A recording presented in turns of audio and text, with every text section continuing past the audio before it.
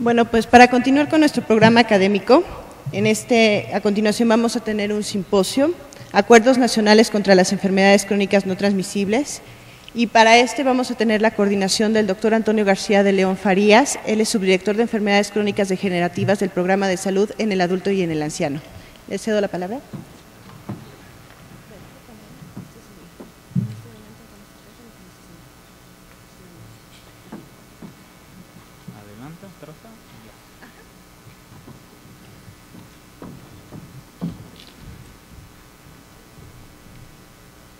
Antes que todo, muy buenos días. Gracias por estar con nosotros. Vamos a tener... Permítame un segundo.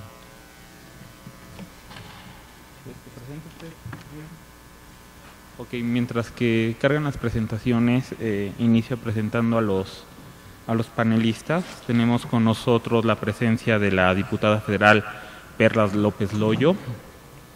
También nos acompaña el doctor Jesús Felipe González Roldán, como ya los presentaron, es el director general de epidemiología, y tenemos al doctor Enrique Gil, que es coordinador, es asesor de enfermedades no transmisibles de la OPS.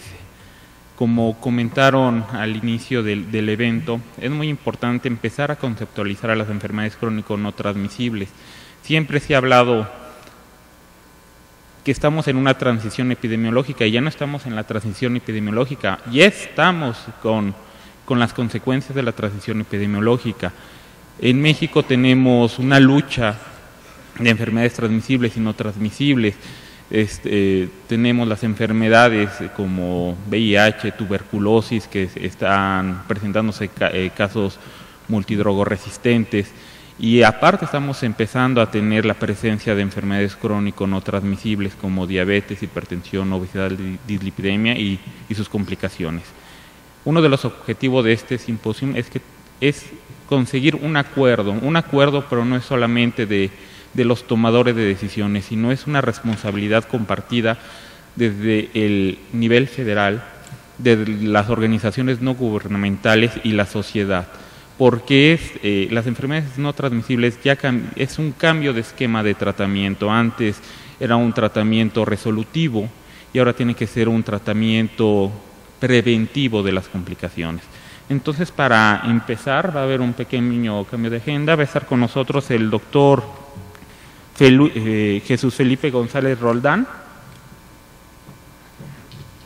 el cual nos va a apoyar con la plática. ¿Cuál debe de ser el modelo de atención médica para afrontar las enfermedades crónico no transmisibles como la diabetes tipo 2?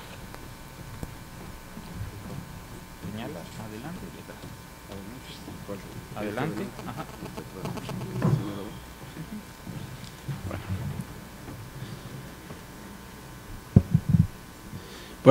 Buenos días. Les agradezco a mis compañeros panelistas la cortesía de poderme permitir a mí presentar primero, dado que pues ahora sí que por compromisos de agenda tengo que retirarme antes. Y la verdad es que quería aprovechar el momento para mostrarles alguna serie de diapositivas. Nada más esperaríamos que nos cambien la presentación, sobre cuál sería la situación de las enfermedades no transmisibles en nuestro país como tal.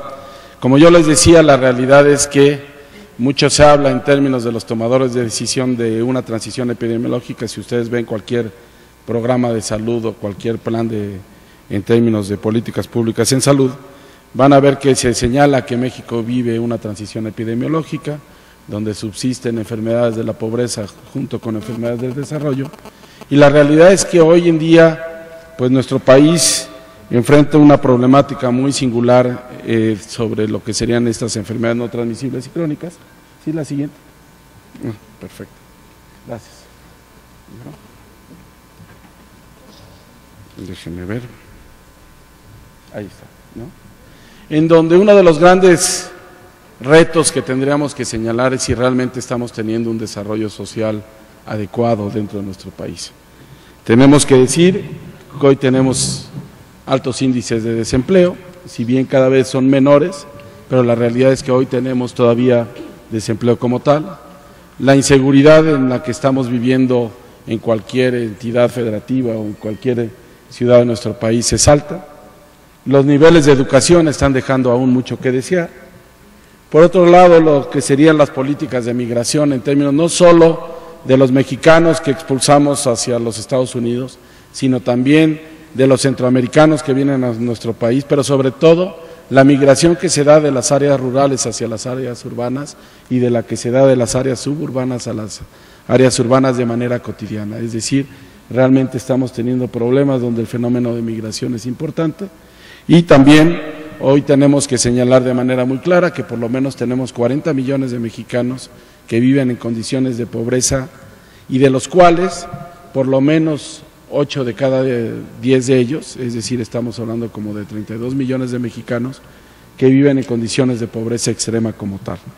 Eso es algo que hoy nos está impactando de manera importante y donde tenemos pues el gran número de accidentes, problemas como la obesidad ligado al sedentarismo y estrés, hipertensión y diabetes, conductas no saludables como puede ser el tabaquismo y el alcoholismo, un problema que vamos a enfrentar y que estamos enfrentando de manera importante sobre todo en los estados del sureste o en lo que sería la parte de los estados del Pacífico, del Golfo, es la llegada del dengue a nuestro país como un problema de salud pública importante. Y por otro lado tenemos esquemas de vacunación no completos, altos niveles de desnutrición, es decir, tenemos problemas de mala nutrición de manera concomitante y por otro lado promiscuidad e higiene como algo que nos está dando. Yo decía que también somos el resultado de los éxitos que en salud. Si vemos 60 años atrás como tal, la población en nuestro país andaba alrededor de 25 millones de mexicanos, hoy andamos en 112 millones de mexicanos. La tasa de fecundidad andaba de 5.3, hoy la tenemos en 2.05, es decir, se ha disminuido. La mortalidad general la hemos disminuido a 5 actualmente y la esperanza de vida es muy importante. En la década de los 50 del siglo pasado, una gente tenía como promedio de vida 50 años de edad, hoy estamos alcanzando los 75 años de edad y perdón porque ahí hay un error en la diapositiva, faltaría el 7 aquí, no, el 7 aquí, perdón, como tal. Y vean ustedes la proporción de personas mayores que cada vez es más creciente en términos de lo que va a ser el desarrollo de nuestro país como tal. Hablábamos de esta transición epidemiológica donde finalmente estamos ya en la etapa final de esa transición, en donde tenemos una baja mortalidad general infantil, con una alta esperanza de vida al nacer, con una baja fecundidad y con el predominio de enfermedades no transmisibles como tal, ¿no? Esto lo podemos ver de manera muy clara en términos de qué era lo que estaba matando a nuestra población y donde podríamos señalar que en la década de los 50 las diarreas, las neumonías, las enfermedades de la infancia, los accidentes, la violencia y el paludismo eran las principales causas de muerte en nuestro país. Y hoy estamos viendo las enfermedades del corazón, la diabetes mellitus, los tumores, los accidentes y las enfermedades del hígado como las primeras causas de muerte. Vean ustedes cómo era nuestra pirámide poblacional, vean ustedes la pirámide poblacional que vamos a tener en 40 años, donde va a predominar la gente mayor de 40 años por encima de otros grupos de edad como tal. Y esto finalmente, este aumento en la esperanza de vida, el envejecimiento de la población, y el desequilibrio en la distribución de la población de las áreas urbanas y rurales es algo que nos va a pegar. En el área urbana, hoy en día tenemos casi 8 de cada 10 habitantes de nuestro país, mientras que hace 60 años hablábamos de que 60% de los mexicanos vivían en ambientes rurales. Hoy estas áreas urbanas propician el sedentarismo, propician el estrés, propician el consumo de tabaco y alcohol de manera importante, tienen problemas en términos de nuestra dieta por el tipo de vida acelerada que llevamos y problemas como tabaquismo y alcoholismo y los problemas inherentes a la globalización.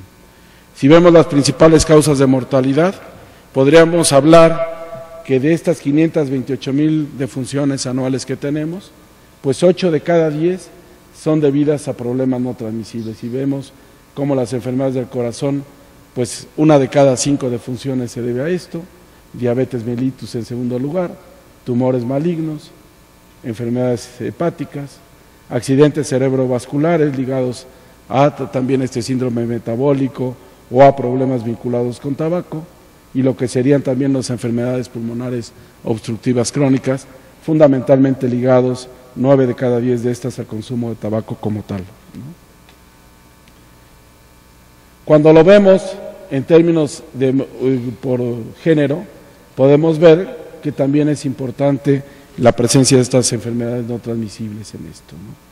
Y en el caso del tabaco, bueno, pues tenemos 165 defunciones al día como consecuencia del consumo de tabaco en nuestro país, ¿no? En el Distrito Federal son 30 muertes al día. Vean ustedes cómo desde el año 93 hacia el año 2006 los índices de hipertensión, obesidad y diabetes han sido crecientes.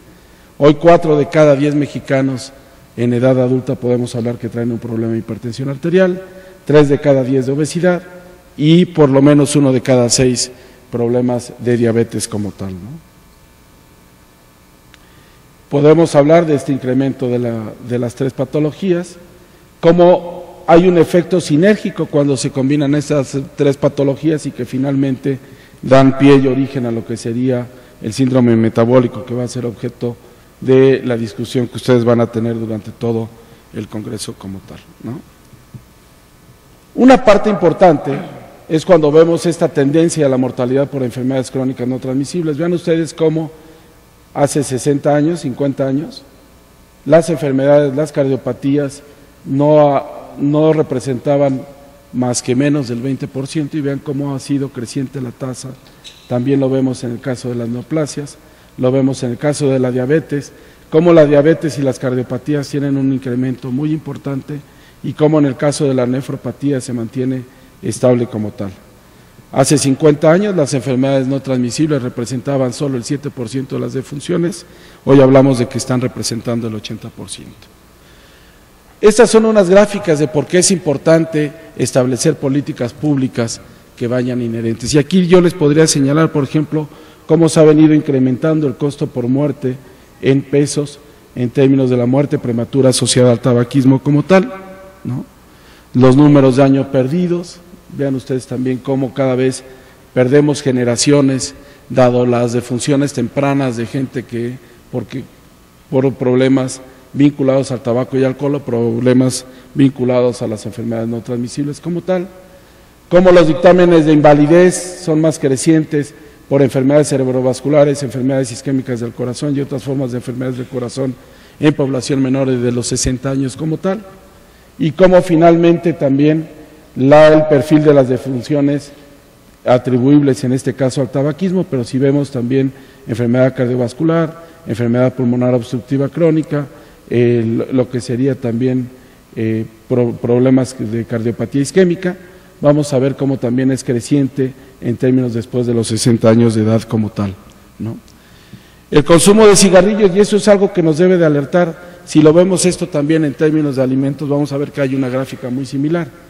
Si bien hoy los adultos cada vez consumen menos, la realidad es que vean cómo ha disminuido el consumo en adultos, pero finalmente el número de venta de cigarrillos se ha mantenido. Quiere decir que esta brecha, hoy en día están fumando nuestros chavos y nuestras chavas de menos de 18 años de edad, y sobre todo las mujeres. Hoy podríamos hablar que la tendencia en términos del impacto epidemiológico de este problema de adicción se da principalmente en que cada vez los chavos están empezando a fumar a más temprana edad, que cada vez lo están haciendo en mayor cantidad. Hablaríamos de lo que sería la feminización de la epidemia del tabaquismo como tal, y por ende también cada vez vamos a tener un mayor riesgo de tener enfermedades no transmisibles ocasionadas por el consumo de tabaco, pero también por el consumo del alcohol. Hoy la edad de inicio en el consumo de tabaco son los 12, 13 años de edad. Los chavos antes de los 15 años de edad ya también están consumiendo alcohol, y encontramos concomitantemente en las encuestas nacionales de adicciones cómo los chavos empiezan a consumir drogas ilícitas a muy temprana edad y cada vez en mayor cantidad de ellos. ¿Qué es lo que necesitamos? Y es un poco lo que yo les decía en mi primera intervención, ¿no? Necesitamos ver cómo nos estamos alimentando, necesitamos hacer un análisis claro de cuál es el tipo de alimentación o del tipo de dieta que hoy tiene el mexicano como tal, qué tipo de actividad física estamos realizando, más allá de que caminemos, de que subamos escaleras, más allá de que inclusive mucha gente nos justifiquemos en decir, bueno, yo en mi trabajo me muevo mucho, no estoy sentado todo el día.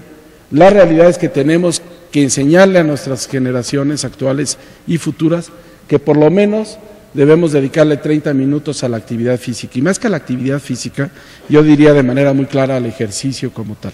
Al ejercicio como una forma de poder tener mejores condiciones de salud para todos nosotros y por ende va a impactar también en lo que serían los costos asociados a las enfermedades no transmisibles que están generando en los sistemas de salud.